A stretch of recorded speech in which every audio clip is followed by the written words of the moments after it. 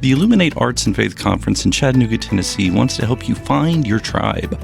Do you get way too excited about quoting Wendell Berry or C.S. Lewis in conversations with coworkers? Does your Spotify playlist include hymns, a little jazz, and a whole lot of Andrew Peterson? Join your tribe at Illuminate March 31 and April 1 for education and inspiration from speakers Russ Ramsey, Douglas McKelvey, John Hendricks, and others. Find a complete list of session topics and ticket information at southern.edu/illuminate. In 2024, I set out to meet as many poets as I could and spend an hour with each one. I got more than I bargained for, more insight, more clarity, more hope. It's proved to be one of the richest highlights of my life. 17 writers, 17 deeply human conversations that made me sit up and pay attention. Franz Kafka once said, if the book we're reading doesn't wake us up with a blow to the head, what are we reading for? A book must be the axe for the frozen sea within us. And that's what I hope this new book will do. I hope it wakes us up, my friends. I hope these conversations will be the catalyst for something to be reawakened, re-enchanted, and reinvigorated. It's called An Axe for the Frozen Sea, Conversations with Poets About What Matters Most. I'm Ben Palpin, and I hope you'll come and listen in as I spend a little time with poets like Lucy Shaw, Malcolm Guite, Dana Gioia, and Lee Young Lee. Pull up a chair at the table as we dig into what it means to write well and to live well. An Axe for the Frozen Sea is now available from Rabbit Room Press. Visit the store at rabbitroom.com, or better yet, ask about it at your favorite bookseller.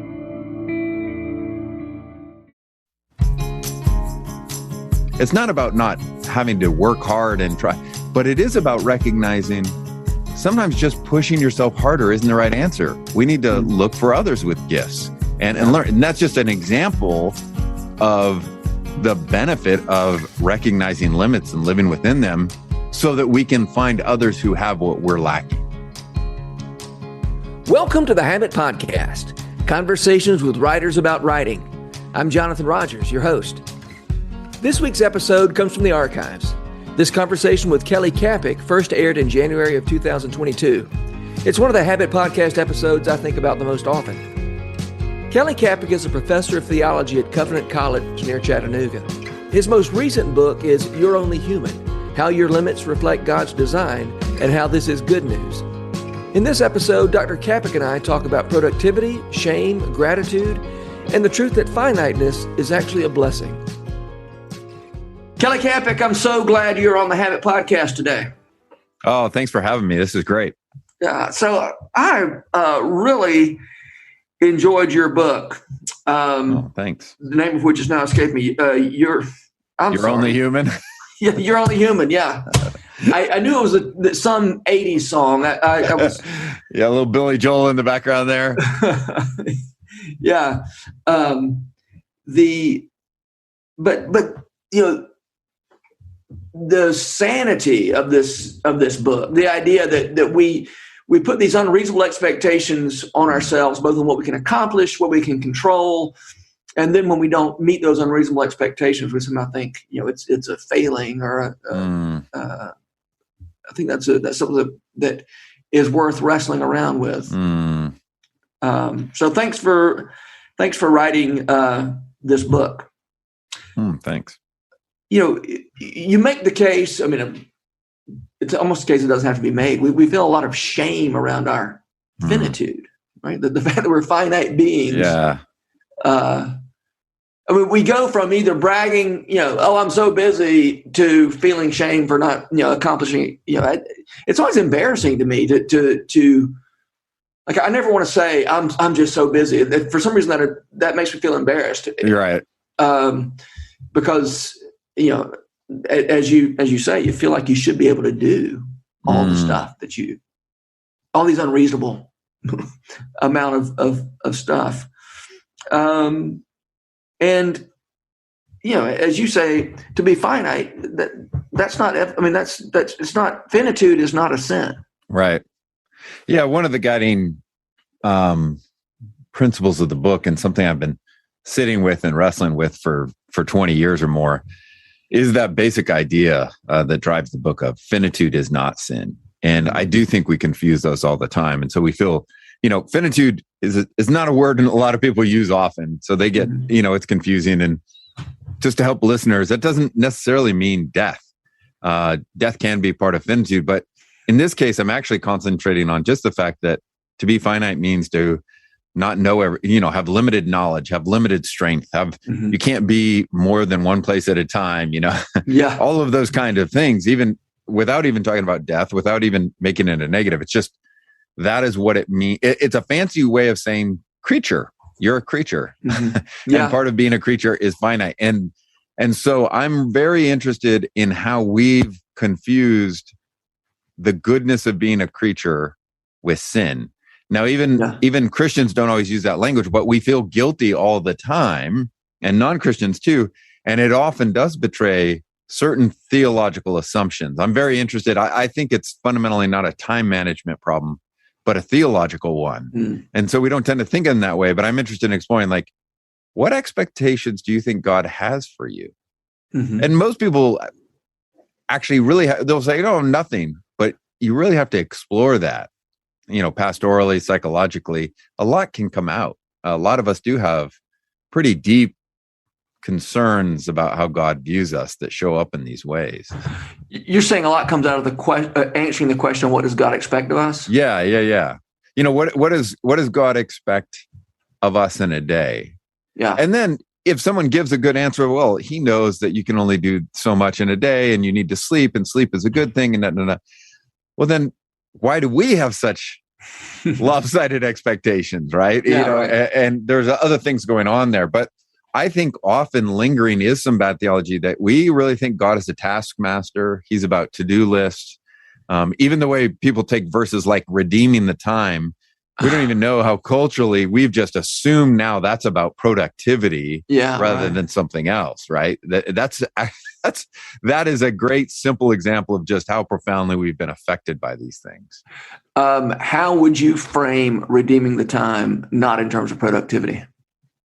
Yeah, I think it is about growing in our awareness of the very presence and work of God in our lives and in the world.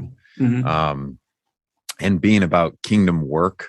And so it's trying to think, but it's not about using every waking hour to get things done, right? Yeah, right. And Christians have baptized that efficiency productivity model completely. Yeah. And so one of the tests is like, do you feel guilty if you're reading a novel?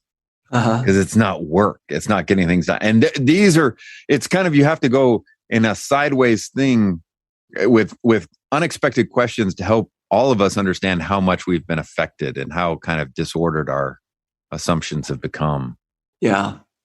One of the clues to what's important is, if something's a means to an end, then the means can't be the most important thing. And so a clue to what's important are the things that aren't a means toward other ends, like reading a novel.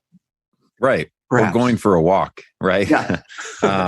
Or painting when you're like me and you have absolutely no talent at all, right? Or drawing, but you're not doing it because you're selling it, not doing it because it's even worth hanging in, even in my house, but because there's something good in that, right? Yeah. Or, whatever it is. Do you actually paint and draw? I draw, and I'm terrible. And you're not good at it. Yeah. So just so you know, I'm not joking. One of my best friends here is an artist, and we were in New York. He was teaching an art class, and I was visiting him there. And we're out on the lawn there in Central Park, and he was sleeping. And he woke up, and he knew I was sketching the whole time. And he got up and he looked at my art. It was one of the best, and we're very close. And he looked at me with a big smile, and he said, "Kelly, I really love your naive art." which was his way of saying, you draw like an 8-year-old, but I love you anyway. And he's absolutely right. But it's part of, and he's helped me and others, that's not the point. That's not why I'm doing it. It's not because I'm good at it. Right. There's other things going on there. So, yeah. A really important idea in your book is you're not just talking about accepting our limitations, begrudgingly accepting it. You're talking about rejoicing in them. See, our limitations don't threaten us, but they liberate us to worship God and cherish others. Yeah. Can you tell me more about that? I mean, I understand accepting limitations. Why do we rejoice in them? Yeah. I mean, another one of the great signs is how we think of the word dependence. Dependence. When you say the word, certainly in the West and definitely in America, emotionally, even me, it hits is like, ew, that's not a good word, right? We think of codependence, and these are all negatives. But the reality is, God created us to be interdependent with other humans. I mean, He made us to be dependent on Him, dependent on the earth. And when we live without fully acknowledging that, it actually hurts us. It hurts our relationships. It hurts all these things. So starting to see these things as positives rather than negatives, I don't have to hold up the whole world. God is, right? Yeah. And it actually, I think people who are aware of their finitude tend to pray. People who are living in denial of their finitude, prayer is just an optional potential, something like that. Those are kind of interesting kind of things.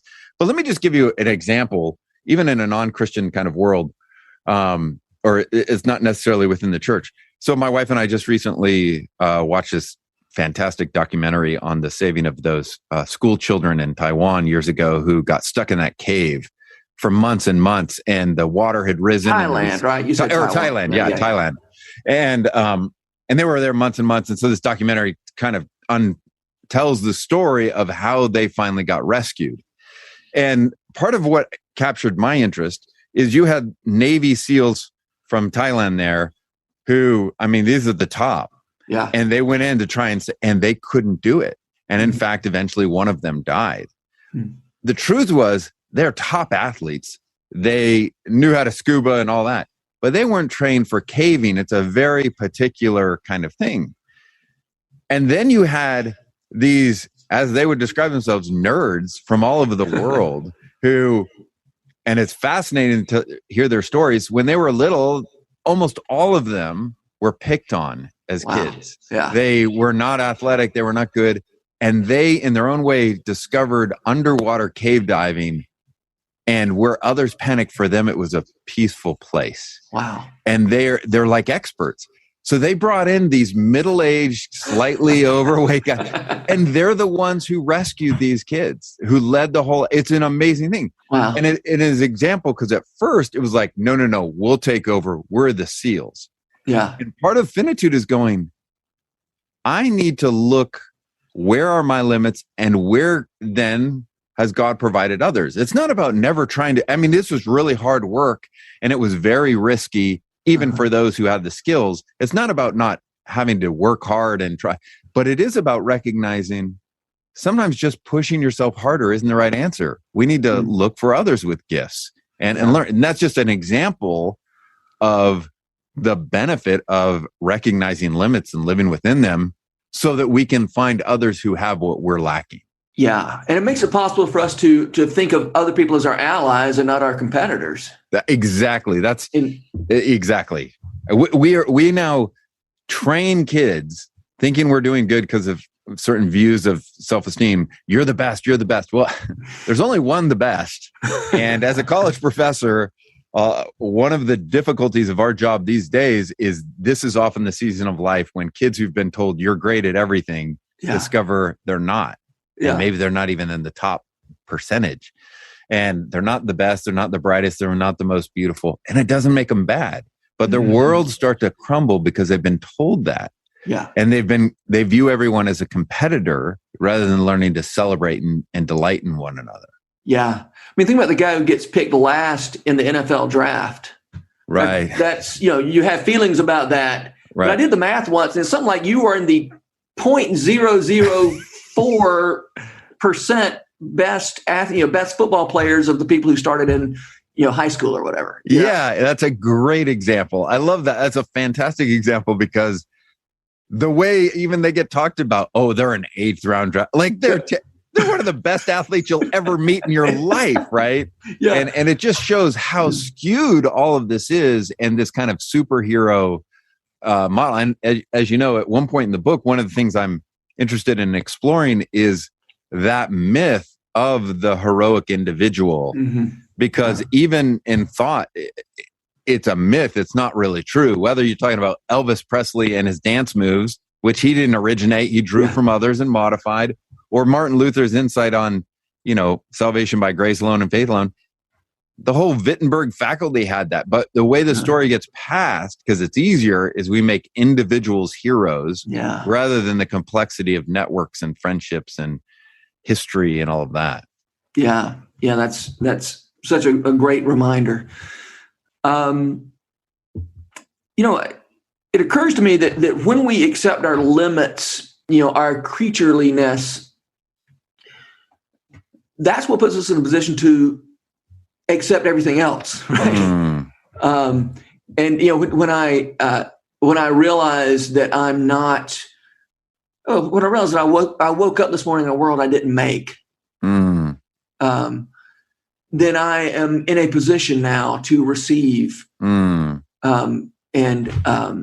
not necessarily go out and conquer. I mean, we can talk. Yeah. And I think we do need to talk before this time is up. Is what is the relationship to work and receiving? Yeah. Right? I mean, Joseph Pieper says something along the lines of, I don't. Shoot, I think. Oh, here it is. The truly great and uplifting things in life come perhaps not without our own efforts, but nevertheless not through those efforts. And so our effort, there's a role that our effort plays there. And yet the best things in our life aren't coming through our efforts. Exactly. Yeah. Do you mind if I go back to the first part of what you asked? Because I want to explore that, and then we can jump to the second part, maybe even particular thinking about writing with that. But this first part, in terms of, you mentioned, waking up and receiving and that kind of thing. One of the spiritual practices that I mention in the book and encourage people is to cultivate the practice of both lament and gratitude. And I think lament and gratitude are two sides of the same coin here, because it is learning to be honest about the world and about God.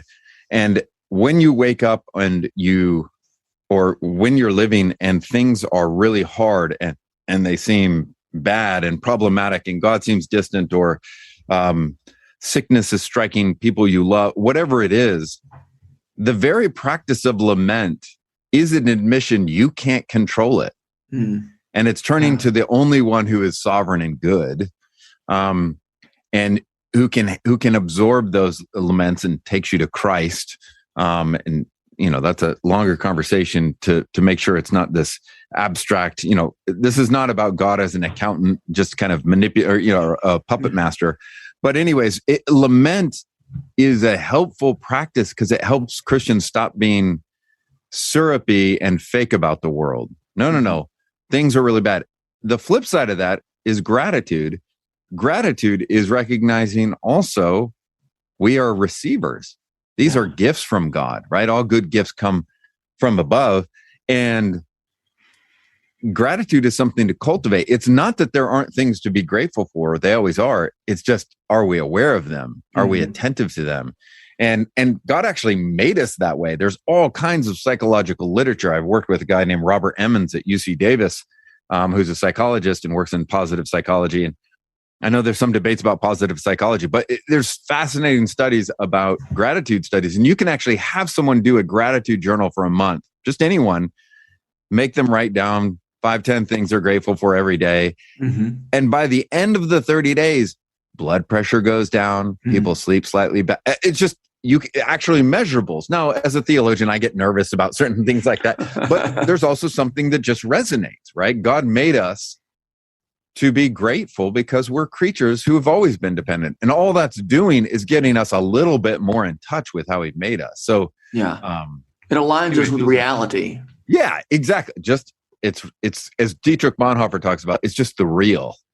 That's what's real. And we're just finally starting to pay attention to it. Yeah. I mean, I feel like that is the undercurrent of your book, is we're coming to terms with reality. Yeah. And as it turns out, reality is a better place to live than all our imaginary worlds that we come up with. Yeah. To avoid reality. Yeah. Yeah, exactly. Because I do think the space, another way of saying it is the space of the real is the space of actual love. We all talk about love. We all think we love, but we love the idea of love. Real love is messy. Real love is hugging someone that's sweaty. Real love is listening to someone whose life is a wreck. Real love is not getting everything done on your to-do list because you had to slow down and help a kid, or you spent half an hour snuggling with the dog on the couch, whatever it is. Efficiency can become the enemy of love. And so I'm interested in some of this. It can sound very philosophical to talk about time and all that, but we're talking about love. That's what we're talking about. Yeah. Yeah. I mean, efficiency is dangerous. It's surprisingly so. Yes. I mean, I know, because it's often an idol I love to worship at, Yeah. And God can be incredibly efficient. He can turn water to wine in a second, but the normal pattern in Scripture from Genesis 1 on is God likes to take his time, and he likes process, and we're very uncomfortable with it. And I know it's been important for me, and I need to keep reminding myself how comfortable God is with process, and that I need to be comfortable with it too. Yeah, that's so good. I want to sort of move the conversation a little bit in the direction of, since this is a podcast about writing. Sure. I want to maybe try to apply some of these ideas specifically to writing, and I don't know if we can. We'll try this. Okay. We'll see how well this works. But you make the connection between finitude and particularity. Yeah. Right. I mean, if I'm part of the fact of being finite and not being the universe is that I'm particular, and I'm distinct. Yep. From you and from even the people who are closest to me. Right. I'd like to continue down that path from finitude to particularity to the idea of the voice of the individual. I mean, a writer's distinct voice. Yeah. I'm Sure. leaving it to you. I don't necessarily know how to make those steps. No, I think, that's fantastic. There's kind of two thoughts, and let's see if I remember the second. But let me start with this. I do think particularity is crucial for writing, and it is theologically important. And one of the temptations in both theology and in writing is we think we can reach the universal by being universal. And that's actually not how it works. Normally, it is through the particular that the universal is reached, right? Talk about the one and the many. So this is still pretty abstract. Let's try with this. Scripture actually says that Jesus is tempted in all ways as we are, yet without sin. Well, here's the question. Is that true? Well, it's a trick question, because obviously I'm a theologian, I'm Orthodox. I think the answer is yes. But let's just ask it again. Honestly, has Jesus been tempted in every way as we have? No, he was never tempted as a single mom in New York with 6 kids and who wanted to throw one out the window, right? Yeah. That was never a particular temptation of his.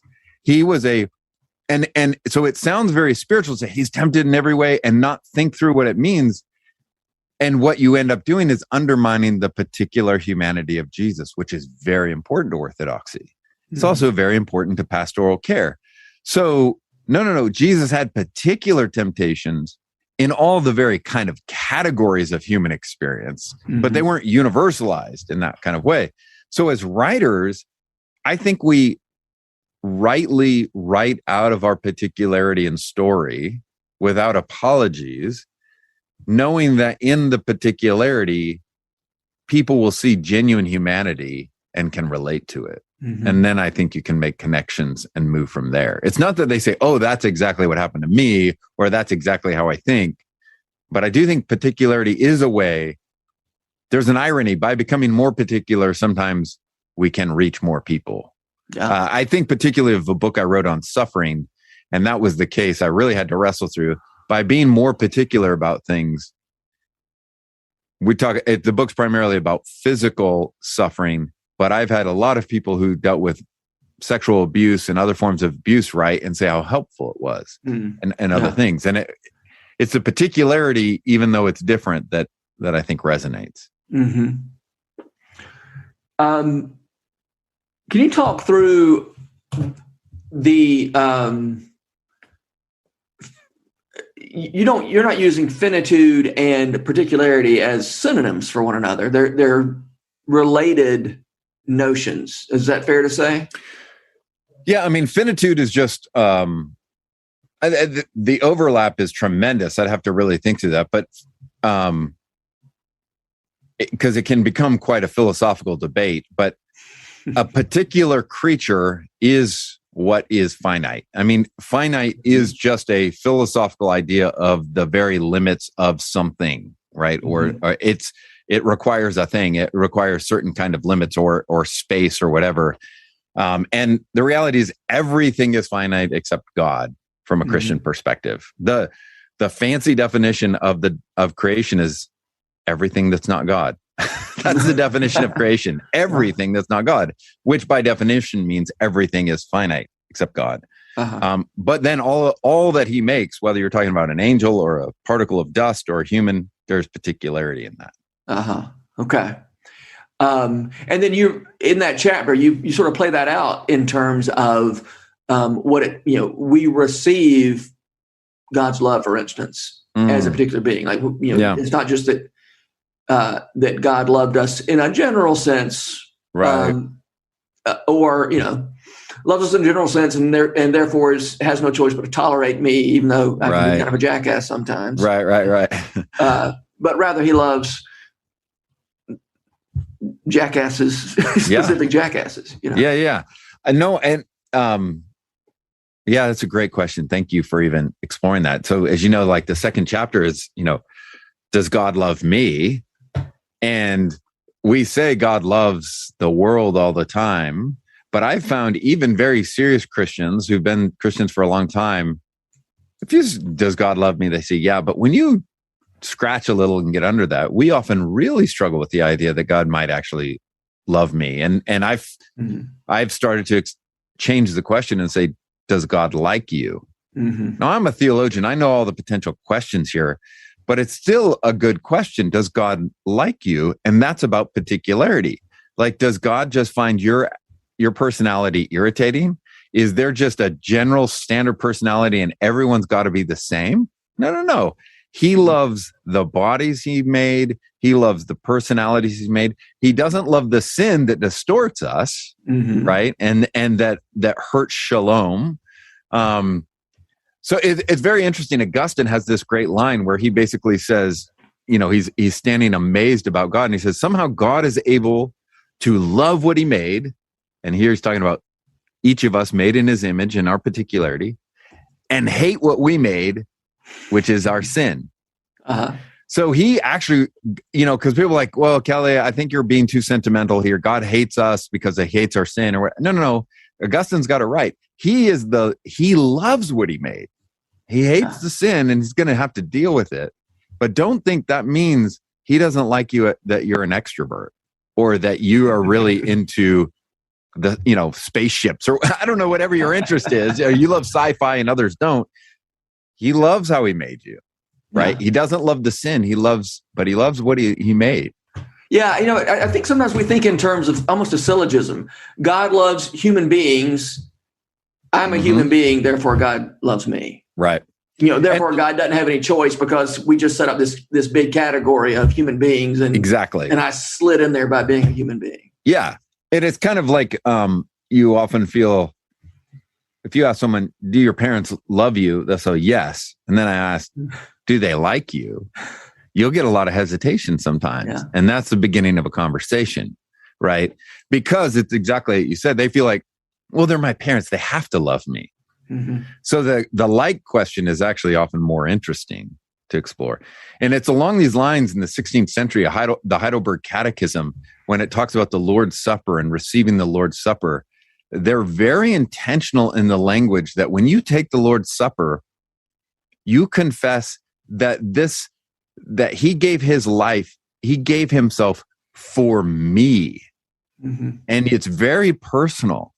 And I found that's harder than most of us want to think, but it's so important because it's easy to believe God loves Mother Teresa and, Billy Graham or, whoever it is, or your Christian football hero, whatever it is.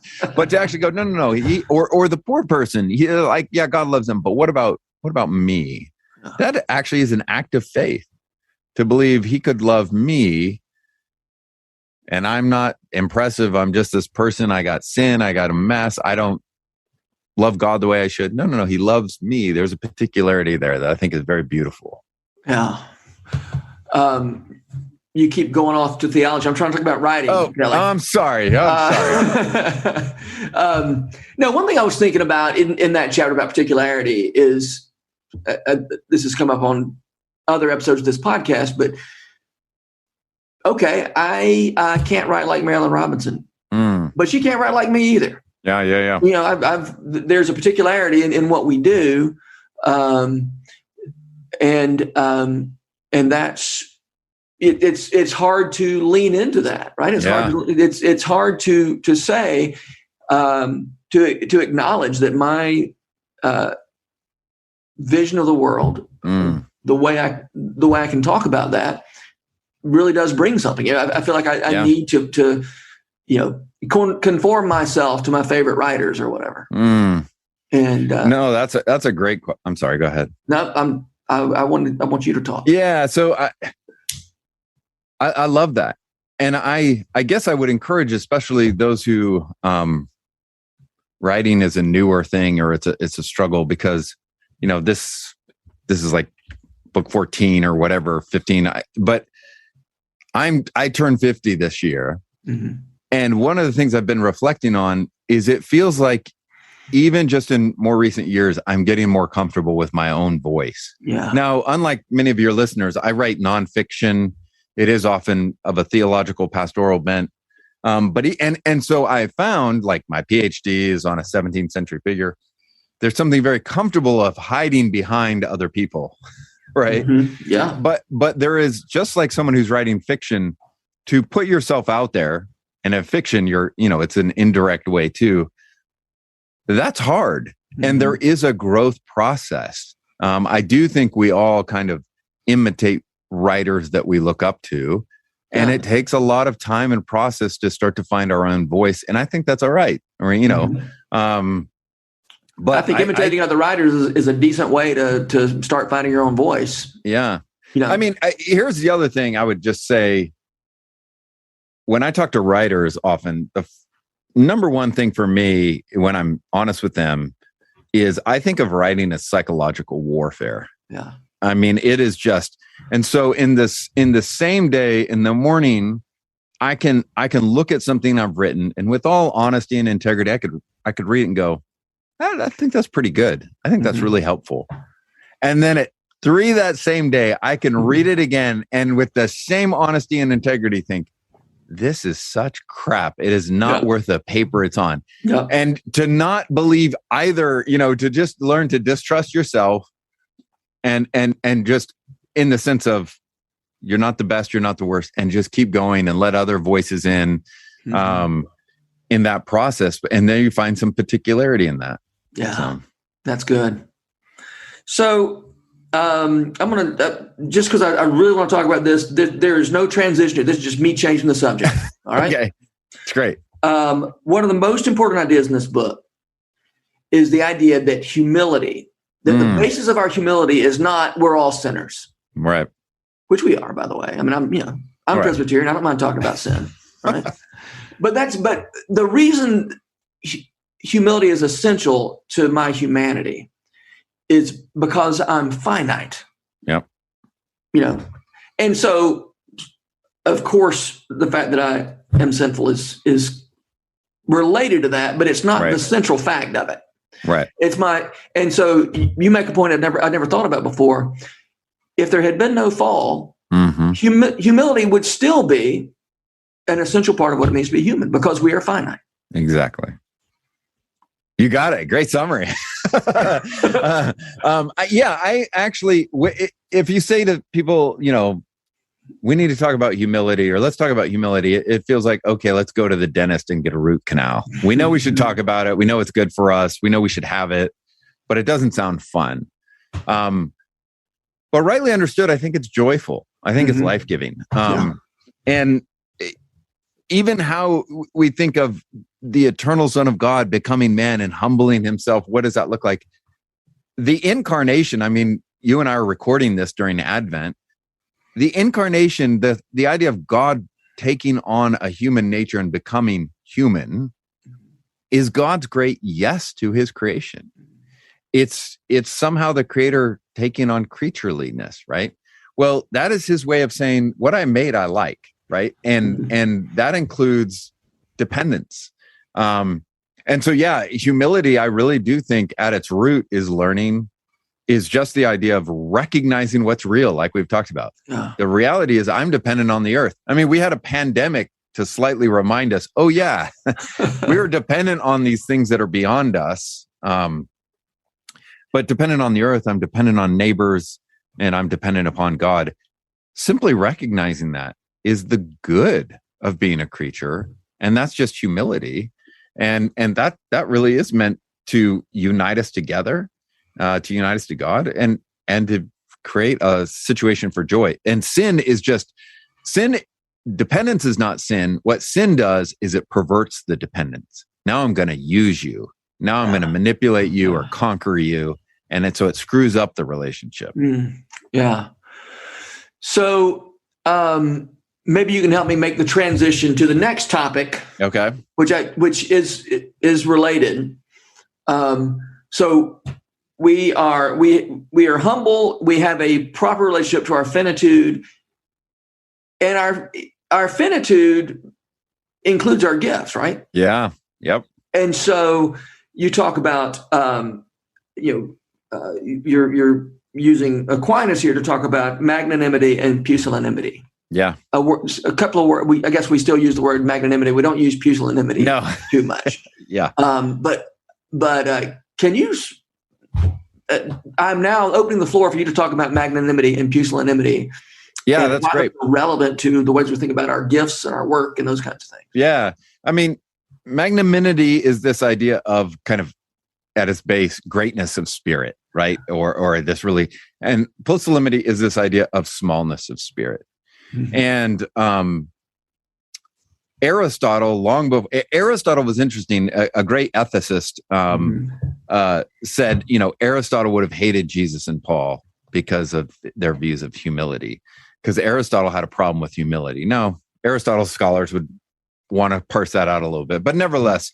And so one of the things that Thomas Aquinas, a medieval leading Christian theologian who loved Aristotle, tried to work out is, how do you make sense of the fact that people do have different gifts and that there are magnanimous people who have these tremendous gifts and can do great things? And G.K. Chesterton, who wrote a little book on Thomas Aquinas at one point, says the difference between Aristotle and Thomas on this is, for Aristotle, the great man is great and knows that they're great. But for Thomas in the Christian tradition, the great man is great and knows that he is small. Right? So good. And that is the simplest way of explaining it is, you may be an utter genius who creates a vaccine to, help save humanity, whatever. And you are helping millions of people. You have these incredible gifts. You're still utterly dependent on the mother who breastfed you, upon the milkman, about everyone else. Try making a toaster. Yeah, I mean, it's just everything. And then, but part of what's interesting is, and so there are temptations and sins that can be associated with having some of those quote unquote great gifts. But Thomas and the Christian tradition also understands pusillanimity, this idea of smallness of heart, can be sinful too. Yeah. Because the reality is God has given gifts. Yep. And to actually always shy away and go, I don't have anything, I don't bring anything, that can be just as problematic as thinking you're the answer to everything. Mm-hmm. It's a problem to say you're not an answer to anything, right? Yeah. And so, that's part of what's worth exploring is people, when they hear me talking about finitude, that sometimes they think that's Kelly, you're just saying people don't need to work hard. No, I'm not saying there's no time for working hard. I'm not saying there's no time for gifts. It's just whether, we're all in this together is a simple way of saying that. And that is both a gift and a responsibility. Everybody is needed. Everybody must participate. Everybody has dignity. It's not about your IQ level. Yeah. We've got our own little patch of ground to tend, And so exactly. There's not much point in trying to ascertain who's the best, who's the second best, who's the third best. Why don't we all just tend to our business? And part of even what we were talking about earlier with humility is the myth of personal identity and hero stuff is that even the person who comes up with the vaccine to save there's a whole network of people, right? Yeah. And their parents who help them get educated and their teacher. No one is solo. So it actually is a myth. And part of what we need to do is break that myth. Yeah. And see the genuine dignity of all of life and all of our labor and work and interdependence. Yeah. And that magnanimity in the Aquinas' sense is a magnanimity that says, I've had these gifts. I rejoice in these gifts. Here, why don't you try some? Yeah. And, to go back even to where we started with the Thailand example, you had these men who were interviewed that thought of themselves as very, very small. I mean, these were 40 and 50-year-olds who you could tell the weight of the mockery when they were kids and all of that. But they struggle with pusillanimity, smallness of spirit in one way, and yet they had this incredible gift. They rescued all these kids and did what no one else could do, and they also had the greatness of spirit in a way no one anticipated or expected. Yeah. And I think that's a fascinating thing because it's probably not these people are great and these people are small. No. It's all in us, all of us, depending on what area. I can't fix anything. I have smallness of spirit in these areas and I'm not helpful at all. So, it's just, these are fascinating things to think through. But pusillanimity and the smallness of spirit is not, even that's not a question of the amount of talent or gift you have in an area. It's am I going to be generous with it or not? Yeah. Am I going to, if I have a gift, maybe I'm a genius, but if I'm not offering that genius for the benefit of others, then that's a smallness of spirit. Yeah. And interestingly enough, it can also be a lack of faith to believe God and others. I mean, just like I think we need other people to help us see our blind spots and sins, and we need to be willing to have the courage to believe them when they point things out. It actually is a similar thing. We need to be willing to believe people when they point out gifts we have, because gifts are more often, not always, they need work and cultivation, but they're often more what you might call natural to us. And therefore, we don't see them as gifts. Yep. So we need to have the courage. Part of what Aquinas is saying is you have gifts. And when people are helping you see those, recognize that, believe that is from God, and now use it. You have a responsibility, not in a bad way, in a joyful way. Like, look what he's given you. Use it. Yeah. Right. You're good at the flute. Don't be shy about it. Yeah. Help us. Yeah. We're enriched when you play and we're impoverished when you don't. Yep.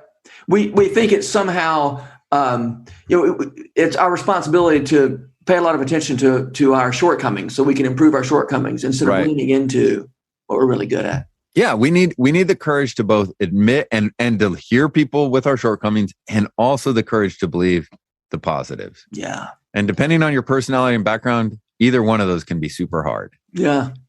In a great act of magnanimity, one of our friends came to the door once and said, I made this cake and it's delicious and I want you to have some. Oh, that's great. I'm like, right on. Yeah. Thank you for not hiding your light under a bushel, because I love that. That's a great example, right? Yeah. And we get into this. It is true. We talk about you can make anything an idol. I worry that sometimes that talk gets overdone. Mm-hmm. I mean, think about writers. Writers often deal with, I don't want to brag about what I'm doing. I don't, and it becomes this very strange relationship with your craft because it's so public. Mm-hmm. So taking pride in it, is often like, well, it's not that good, or I'm not very, that kind of demeaning thing. If you're a bricklayer and you lay good bricks, you should be able to look at it and go, that's really well done. Yeah. And those of us in the arts should be able to do that too without being called sinful for it, right? Sure, we can make it an idol, but the reality is you can also make an idol of beating yourself up constantly. So it's, Yeah. Right. We're about to, we actually have, in one sense, run out of time, but we can also keep, who's going to stop us, right? So I do at least briefly want to bring up something you quoted from Jocelyn, is it Glay? Do you know right. Jocelyn Glay? And so since this is a podcast about, for and about writers, I just really wanted to bring this to the attention of our listeners. She says, creative labor has its own pace, and all you can do for the most part is show up and be present, ready to execute if and when the insights come. But how you feel about that work and how you feel about that pace is completely within your control. It's about mindset and expectation. And I think, we want to be, writer, people who are doing creative work want to be productive. And I appreciate this reminder that, there are definitely things that are in our control. We can sit ourselves down at the desk and be ready. But this is also one of those limits that we need to come to terms with. This is mysterious. Creative labor has its own pace, and it is not, it doesn't match up very well with the pace of what we expect. Western productivity. I kind of this, she talks about productivity shame, right? Yeah, right. And when that just really resonated with me because, and I think writing, it's easy when I'm teaching and I say, look, I taught my 2 classes for the day. I did my work. Writing is so difficult because it's like, did I do my 500 words or 1,000 words or whatever it is? Are they good words? Will they last? How does this work? And you have 2 things going on. On the one hand, I really have, both by talking to painters and novelists and others, I really do believe the myth of just kind of this creative genius who explodes and they stay up for 3 days in a row and paint or write a novel. And it's, I think most of us need to get past that because it actually hurts us to imagine that's what we're waiting for. And as you know, and your listeners know, most of the time it's just showing up is, on a regular basis and just plodding along. Right. And so I want to say that that's really important. But I've also, along those lines, I also have learned you just got to call it a day and go for a walk or a run or let but there's so much psychological literature to back this up now that the kind of intuition that we say, this came to me in the shower or this came when there's all kinds of reasons now we know in neuroscience that your brain is actually working, right? Yeah. And so when we say sleep on it, that's actually good biblical and psychological wisdom. So I think whether we're writing fiction or nonfiction, allowing yourself to not feel guilty, stopping, knowing your brain is still working. And you're often solving things you don't even know until later. Again, that takes courage because I'm tempted to just know I'm just going to keep sitting. I'm going to keep trying to do this. And that leads to productivity shame for me because I'm never done enough. Right. Sure. And that's a problem. Yeah. And that act of going to sleep at night is the act of saying the world is going to keep on turning, even if I'm not there to turn the crank. Yeah. And just to genuinely soak in the forgiveness of God and his presence and kindness, to actually believe he's kind to us, and that he, as it says in the Minor Prophets, he rejoices over us with singing.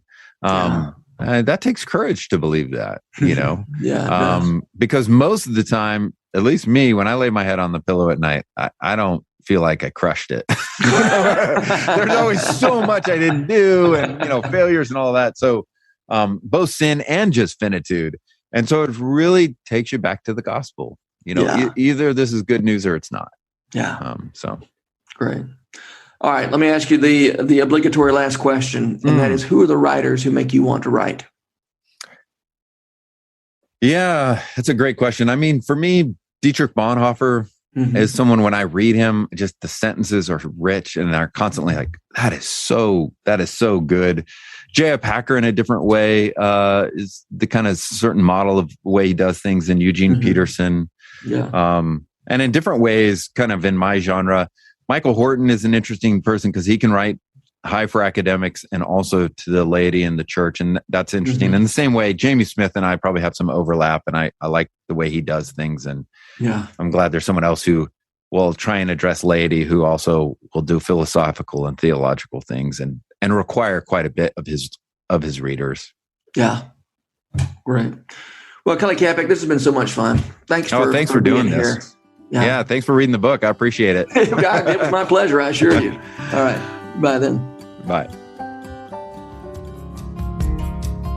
The Habit Podcast is brought to you by The Rabbit Room, where art nourishes community and community nourishes art. You can support their work, including this podcast, by becoming a member.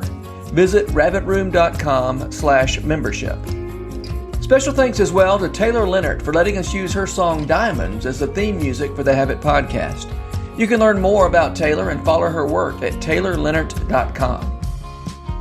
The Habit Membership is a library of resources for writers by me, Jonathan Rogers. More importantly, The Habit is a hub of community where like-minded writers gather to discuss their work and give each other a little more courage. Find out more at thehabit.co.